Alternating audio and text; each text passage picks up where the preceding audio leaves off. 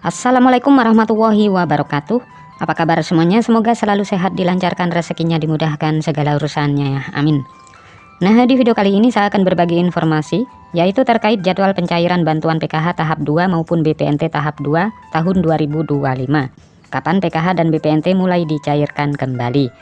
Jadi simak jadwal dan tahapan-tahapan pencairannya ya. Maka dari itu simak terus videonya sampai selesai agar supaya tidak ketinggalan informasinya. Nah, program Keluarga Harapan atau PKH merupakan salah satu program unggulan pemerintah Indonesia yang bertujuan untuk mengurangi angka kemiskinan melalui bantuan sosial. Hal ini tentu memberikan harapan bagi banyak keluarga penerima manfaat KPM ya, yang menantikan bantuan ini untuk memenuhi kebutuhan sehari-hari. Pencairan dana PKH dan BPNT dilakukan secara bertahap.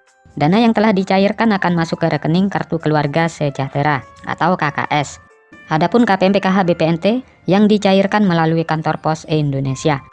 Meskipun demikian, tidak semua KPM menerima dana secara bersamaan ya, karena beda daerah beda jadwal. Dan berikut jadwal pencairan PKH dan BPNT untuk tahap 2. Nah, perlu diketahui bahwasanya pencairan PKH maupun BPNT itu disalurkan dalam 4 tahap sepanjang tahun. Dan berikut ini adalah rincian jadwal pencairan untuk masing-masing tahap ya.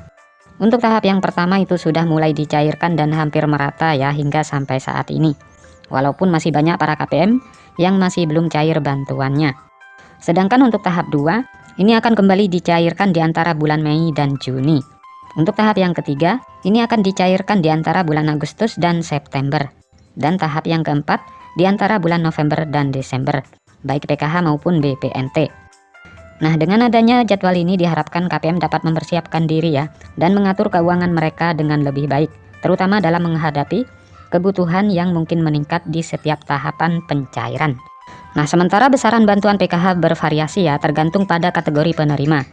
Untuk ibu hamil, Rp750.000 per tahap, total 3 juta per tahun. Sedangkan anak usia dini umur 0 sampai dengan 6 tahun, Rp750.000 per tahap, total 3 juta per tahun. Untuk anak SD sederajat, Rp225.000 per tahap, total Rp900.000 per tahun. Untuk kategori lansia dan disabilitas, Rp600.000 per tahap. Nah, dengan adanya variasi besaran bantuan ini, pemerintah berharap dapat mencakup berbagai kebutuhan yang berbeda dari setiap kategori penerima, sehingga bantuan yang diberikan lebih tepat sasaran. Nah, jumlah penerima manfaat PKH tahun 2025, pemerintah menargetkan sebanyak 10 juta KPM sebagai penerima manfaat PKH tahun 2025. Target ini menunjukkan komitmen pemerintah dalam mengentaskan kemiskinan dan memberikan dukungan kepada masyarakat yang membutuhkan. Dengan jumlah penerima yang besar, diharapkan program ini dapat memberikan dampak positif yang signifikan terhadap perekonomian keluarga penerima.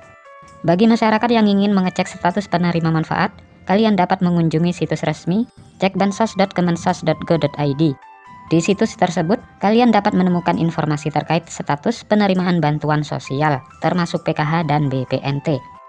Nah, untuk mendapatkan informasi terbaru dan paling akurat, selalu pantau terus informasi resmi dari Kementerian Sosial. Dengan mengikuti perkembangan terbaru, KPM dapat lebih siap dalam memanfaatkan bantuan yang diberikan.